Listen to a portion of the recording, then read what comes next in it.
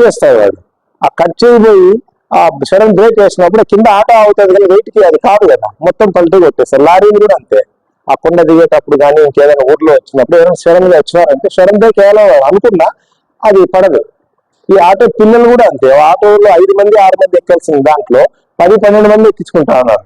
దానికి తోడు వాడు రాకుండా ఇంకెవరినో పంపిస్తాడు, వాడిని పట్టుకుంటే కొడుకుంటాడు, వాని వయసు కూడా 12-13 ఏళ్ళు ఉంటాయి. నువ్వు నడుపుతున్నావు ఏం రా అంటే మా ఆయన జ్వరం వచ్చింది సార్, వాళ్ళ ఆయన జ్వరం వస్తే వాడు వస్తాడు ఆటో తీసుకొని. మీకు ఇట్లాంటివి కూడా ఎక్స్పీరియన్స్ అవుతాం ఇక్కడ చూస్తే.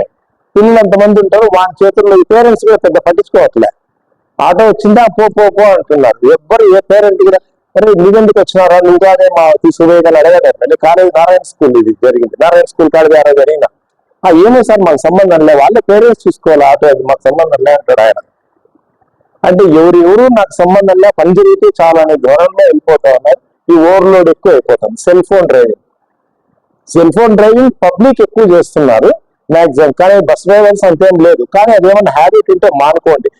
బస్ ఎక్కిన తర్వాత టచ్ ఫోన్ కాకుండా మామూలు ఫోన్ ఉంటే బాగుంటుంది. దానితో ఏమంటే ఇప్పుడు ప్రతి ఒక్కరికి కూడా పెద్ద టైం పాస్ అంటే సెల్ ఫోనే అయిపోతుంది. ఈ పాటలు పెట్టుకుంటే వినడము, ఆ పక్కన ఉన్న సెల్ ఫోన్ అంటే బస్సులో ముఖ్యంగా వెనకల ఉన్న సెల్ ఫోన్ కూడా మనకి డిస్టర్బెన్స్ చేస్తుంది. ఏదో పాటలు పెట్టుకుంటాడు వాడు పాటలు మారుస్తాడు, ఇంకోటి జబర్దస్త్ చూస్తుంటాడు, డిస్టర్బెన్స్ అవుతూ ఉంటది. సో అది కూడా మనం ప్రివెంట్ చేసుకోవాలి. వాళ్ళు కూడా వెనకలు అంటే పొలైట్ గా చెప్పాలి, బాబు డిస్టర్బెన్స్ అవుతారు చూసుకోండి. ముఖ్యంగా మీరైతే సెల్ ఫోన్ డ్రైవింగ్ అసలు చేయకూడదు. అదేమన్నా ఉంటే మానుకోండి. కొంతమంది చూస్తూ ఉంటారు, మీరు పాటలు పెట్టారు మాటికి పెట్టినే ఇస్తారు, అది మార్చుకోవాలి. పాట నాగేశ్వరరావు పాట, ఎన్టీఆర్ పాట పెట్టాలా, ఇంకో పాట పెట్టాలి, అదే బాగుంది అది చూసుకోవాలి. సెల్ ఫోన్ లో కూడా ఈ సెల్ ఫోన్ డ్రైవింగ్ మానుకోండి. ఏదైనా ఉంటే ఈ సెల్ ఫోన్ ఇక్కడే పెట్టుకుని టచ్ ఫోన్ తీసేసి మామూలు ఫోన్ పెట్టుకుంటే చాలా బాగుంటది.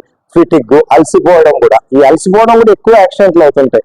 మనకి డ్యూటీ దిగినావు, నెక్స్ట్ డ్యూటీకి ఎక్కాలా, ఆ మధ్యలో గ్యాప్ ఇచ్చింటారు మీకు. ఆ గ్యాప్ లో ఎందుకంటే మీరు ఏదో సొంత పనులు చేసుకునే అంత లేదు, మనకి ఏదైనా ఉన్నా కూడా చేసేసుకొని ప్రాఫిట్ వచ్చి రెస్ట్ తీసుకోవాల్సిందే.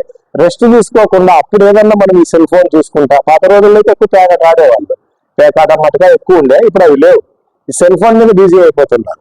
సెల్ ఫోన్ లో యూట్యూబ్ షార్ట్స్ చూసుకుంటా రెస్ట్ ఏం తీసుకోరు. లేదంటే పక్కన ఎవరో ఉంటాడు మన బ్యాచ్ అనుకోరు, లేదా పంచాయతీ మాట్లాడుకుంటా రెస్ట్ తీసుకోరు. ఈ అలసిపోయి కూడా మళ్ళీ బస్సు ఎక్కిన తర్వాత అక్కడ అదే ఏమైతే మాట్లాడినామో ఏమైతే అదే మైండ్ లో మెదులుతా ఉంటాయి. వాడు ఇట్లా అన్నాడు కదా, వీడు ఇట్లా అన్నాడు కదా, ఏదో నువ్వు స్టార్ట్ చేసింటావు ఏదో సంథింగ్ ఉంటుంది అక్కడ. లేదంటే యూట్యూబ్ చూసింటాము, ఇవన్నీ ఊహించుకుంటూ అలసిపోతారు. సో రెస్ట్ పెడితే 100% రెస్టే తీసుకోవాలి తప్ప, మనం ఇప్పుడు విజయవాడ పోయినారు, ఆడ రెస్ట్ ఇచ్చినారు, రెస్ట్ తీసుకోవాల్సిందే, హ్యాపీగా పడుకోవాల్సిందే. రెస్ట్ తీసుకోకుండా సిటీ అంతా చూసేస్తాను, అది చేసేస్తాను, ఇది చేస్తే బస్సు ఎక్కినారంటే కష్టం. ఈ మధ్యలో కూడా ఎక్కడన్నా గ్యాప్ వస్తే కొద్ది రిలాక్స్ దిగి కొద్ది ముఖం కడుక్కొని రావాలా, అంతే తప్ప కంటిన్యూగా అట్లానే ఉండి మళ్ళీ బస్సు దిక్కోకుండా నాకు ఎట్లా నడవాలి. కొంచెం అన్నా కొంచెం చేస్తే బాడీ యాక్టివ్గా ఉంటుంది, హెల్త్ బాగా ఇదిగా పెట్టుకోవాలి. ఇప్పుడు మనకు బయట చూస్తే మైనర్ డ్రైవింగ్ కూడా ఎక్కువ అవుతుంది. సో దీనికి మీరు ఈ స్కూల్ టైమింగ్స్ కాలేజ్ టైమింగ్స్ లో చాలా జాగ్రత్తగా ఉండాల్సిందే. కారణం ఏంటంటే వీడు ఒకడు పోడు, వానికి తోడు ఇంకో ఇద్దరు ఎక్కించుకుంటాడు, ఆ స్కూల్ బ్యాగ్ పెద్ద ముందర పెట్టుకుంటారు, వీళ్ళు ఫాస్ట్ పోతారు అనుకో. సార్ నమస్కారం సార్.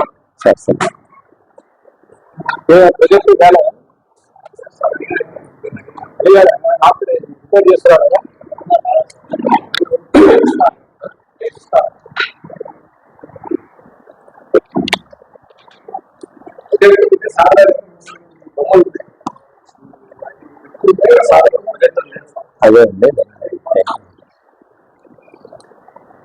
ఈ మైనర్ డ్రైవ్ రోజుకి ఎక్కువ అయిపోతాను. సో డే టైం పోయేటప్పుడు ముఖ్యంగా టౌన్లలో చాలా జాగ్రత్తగా పోవాల్సిందే. వాడు బ్యాగ్ ఇప్పుడు వచ్చేటప్పుడు కూడా జరిగింది. ఒక అమ్మాయి వెనకలు ఉంది, ఆ సీట్లు కూడా ఇట్లా వచ్చేసి ఉంటాయి, హైట్ ఉంటాయి. ఒక అమ్మాయి వెనకలు కూర్చుంది, వాడేమో ఇంత పెద్ద బ్యాగ్ పెట్టుకున్నాడు, లెఫ్ట్ కట్ చేస్తున్నాడు, ఇట్లా అది కట్ కావడం లేదు. వాళ్ళకి ఏమంటే అది ఎక్స్పీరియన్స్ అయ్యేంత వరకు వాళ్ళకి తెలియదు, ఇట్లా పట్టుకుంటుంది అని ఫాస్ట్ కట్ చేసే పోతారు. మనం ఆ మైనర్ డ్రైవింగ్ పోతున్న వెనకాల మనం ఉన్నామనుకో, వాడు పొరపాటున కింద పడితే మనం అప్పటికప్పుడు కంట్రోల్ చేసుకోలేదు. సో ఆ సేఫ్ డిస్టెన్స్ మెయింటైన్ చేయాల్సింది. లేడీస్ ముందర బండ్లు నడుపుతున్నా, మైనర్లు నడుపుతున్నా, ఇంకేదైనా ఆటో వాడున్నా కూడా సేఫ్ డిస్టెన్స్ కంపల్సరీ చేసుకోవాల్సిందే. ఏం కాదు వాడు పోతున్నాడులే అనుకుంటే కుదరదు. ఎప్పుడు కింద పడతారో వాడు, ఈ ఆటో వాడు ఎప్పుడు ఆపుతాడో వాడికే తెలియదు. ఈవెన్ ట్రాక్టర్లు కూడా అట్లే తయారైనాయి. ట్రాక్టర్లు కూడా మాకు చూస్తాం కదా, మ్యాక్సిమం పొద్దున్నే వాడికి మందు కొట్టి ఉంటున్నాడు. వాడు ఎక్కడ ఆపుతాడు, ఎప్పుడు రైట్కి పోతాడో వాళ్ళకే తెలియడం లేదు. సో ఈ మైనర్ డ్రైవింగ్ కానీ లేడీస్ డ్రైవింగ్ కానీ ఆటోలు కానీ వాళ్ళ వెనకాల మనం పోతున్నప్పుడు ఒళ్ళంతా దగ్గర పెట్టుకొని పోవాలి. ఎందుకంటే వాడు రైట్ టర్న్ అవుతాడో లేదు లెఫ్ట్ టర్న్ అవుతాడో లేదో వాడంతకు వాడి కింద పడతాడు. ఇప్పుడు నిన్ను జరిగింది అదే కదా, వాళ్ళంతా వాళ్ళు కింద పడ్డారు, బస్సుకి రాసుకొని పోయి కింద పడతాడు వాడు. అట్లా కింద పడితేనే ఆమె తల రాసుకుపోయింది. ఆ గాయాలన్నీ చూస్తున్నాము, అంతా రాసుకునేటివి ఉన్నాయి. ఇక్కడ భుజంకి రాసుకుంది, కాలుకి రాసుకుంది, ఇక్కడ రాసుకుంది, అంత దొక్కుడు గాయాలు ఉన్నాయి. సో ఈ కొద్ది మనం జాగ్రత్తగా పోతే తప్ప కుదరదు. జడ్జిమెంట్, పూర్ జడ్జిమెంట్ అంటే కూడా మంచి జడ్జిమెంట్ చేయాలి. అక్కడ ఎవరో నిలబడుకున్నాడు, మనం ఏమంటే నిలబడుకున్నారు కదా అని ఫాస్ట్ వెళ్ళిపోతాం. సో నిలబడుకుంటే ప్రాబ్లం లేదు. అదే వాళ్ళ చేతుల్లో చిన్నపిల్లలు ఉన్నారనుకో చాలా జాగ్రత్త. బస్సు దగ్గరకు వచ్చినా రోడ్ క్రాస్ చేయలేదు పోతారు వాళ్ళు, అంతేనా. లేడీస్ ఉన్నారు, వాళ్ళని కూడా మనం జడ్జ్ చేయాలి. ఈయన లెఫ్ట్ పోతుందా రైట్ పోతుంది. కారణం ఏమంటే రైట్ కో లెఫ్ట్ కో టర్న్ తీయాలన్నప్పుడు ఇండికేటర్ చేయి చూపించారు, ఊరికి ఇట్లా అంటుంటారు తల ఒకసారి 2 సార్లు ఇట్లా అనేసి రైట్ కట్ అయిపోతారు. సో అది కూడా అబ్జర్వ్ చేయాలంటే మీ డ్రైవింగ్ కూడా నీ కంట్రోల్లో ఉంటే సరిపోదు. ఆ ముందర డ్రైవింగ్ ని కూడా నువ్వు గెస్ చేయగలగాలి, జడ్జ్ చేయగలగాల. వాళ్ళ డ్రైవింగ్ నీకు అర్థం కావాలి. ఓ వీడేదో బ్రేక్ వేసేది అట్లా ఉన్నాడు, వీడికి రైట్ కట్ అయ్యేది అట్లా ఉన్నాడు అని చూసుకోవాలి. సో ప్రతి ఒక్కటి జడ్జిమెంట్ చేయాలి. ఇంకేదో బండి వస్తూ ఉంటుంది ఎదురుగా, వాడు అంతే రైట్ కట్ కావాలా. ఇండికేటర్ వేసే పరిస్థితి కనపడడం లేదు. వాడు చూపులను బట్టి మనకు అనుకోవాల్సి వస్తుంది. ఇండికేటర్ అసలు ఎవరు వేయడంలో, 2 వీలర్లకు కానీ కార్లకు కానీ ఇండికేటర్లు ఉన్నాయనే సంగతి మర్చిపోయినారు. ఇప్పుడు వచ్చిన బండ్లు కూడా అట్లే ఉన్నాయి, బాగా ఫాస్ట్ పోతారు, ఇట్లా పోతారు. వాళ్ళ వీడియో గేమ్ చూసింటారు, ఇట్లా పోయి యాక్సిడెంట్ అయితే నా బొమ్మ కింద పడిపోతుంది, ఇట్లా తితే మళ్ళీ ఆ బొమ్మ లేస్తుంది పైకి. జీవితం కూడా అట్లే అనుకుంటున్నారు వాళ్ళు, చచ్చిపోయిన మళ్ళీ ఇట్లా కొడితే లేస్తుందేమో అని. మ్యాక్సిమం ప్రతిరోజు ఒక చావు, అది కూడా మైనర్ ఆర్ బిలో 30 years పిల్లలు ఎక్కువ జరుగుతూ ఉన్నారు. పేరెంట్స్ బాగా కేర్ తీసుకోవాలా, చెప్పాలా వాళ్ళు. సో మనం కూడా ఈ యూత్ డ్రైవింగ్ చేస్తున్నారంటే చాలా జాగ్రత్తగా ఉంటారు. అదే పనిగా మేము స్పెషల్ డ్రైవ్ పెడుతుంటాం. ఈ రోజు కూడా మా బ్రిడ్జ్ మీద పెట్టారు స్పెషల్ డ్రైవింగ్, రైతు బజార్ దగ్గర పెడతాం.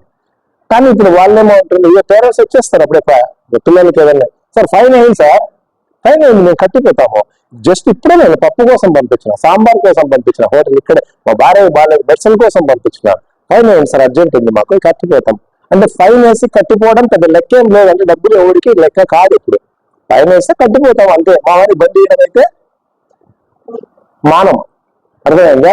మన రిప్రజెంటేటివ్ గవర్నమెంట్ కూడా రకరకాలుగా చెప్తుంటారు, చెడు మానవం అని చెప్పదు, ఇంకేదో వాడు అంటారు. అందుకని ఈ మైనర్ పూర్ జడ్జిమెంట్ ఎప్పుడు ఉండద్దు. కరెక్ట్ జడ్జిమెంట్ చేయగలగాలి. వాడు రైట్ తిరుగుతాడా చూసుకోవాలా, సడన్ బ్రేక్ వేస్తాడో చూసుకోవాలా, ఎవరైనా రోడ్డు క్రాస్ చేస్తుంటే వాడు దాటిపోతున్నారులే అని మనం వెళ్ళిపోతుంటాం. పొరపాటున వాడు ఆగితే అది గెస్ చేయాలి. కొంతమంది ఆగుతారు, ఉన్నట్టు ఉండిపోవడం, ఇంకేదో పని ఉందా మళ్ళీ దాన్ని తిరిగేస్తారు.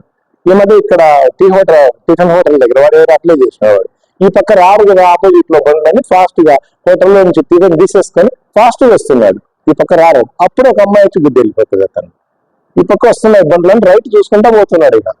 కానీ ఈ పిల్లలు ఏం చేస్తున్నారంటే ఆపోజిట్ లో పోతూ ఆపోజిట్ లో కూడా మామూలుగా పోతున్నట్టే ఆ స్పీడ్ మెయింటైన్ చేస్తారు, అంటే ఓవర్ స్పీడ్ గా పోతున్నారు, మామూలు నార్మల్ గా పోతున్నారు. సో ఇవన్నీ కూడా మనం మంచి జడ్జిమెంట్ ఉండాలి. ఈ డ్రంకన్ ఉండే వాళ్ళు కానీ ఒకవేళ మందు కొట్టినవాడు అనుకో, వాళ్ళకి ఆటోమేటిక్ గా కళ్ళు బ్లర్ అయిపోతాయి. నైట్ మందు కొట్టినా కూడా మరుసటి రోజు కళ్ళు బ్లర్ అయిపోతాయి, సరిగా కనిపించదు. ఈ అంచనా వేయడం కొంచెం పొరపాటు పడుతుంది. అట్లా ఏదన్నా ఉంటే హ్యాబిట్స్ మానుకోవాల్సిందే. ఏదన్నా రిటైర్డ్ అయ్యేంత వరకు ఇంకా మానుకోవాల్సిందే. మీరు ఏదన్నా ఉంటే లీవ్ పెట్టి ఏదన్నా ఉన్నప్పుడు చూసుకోవాల్సింది తప్ప రైట్ కొడితే పొద్దున కూడా ఎఫెక్ట్ ఉంటుంది అది.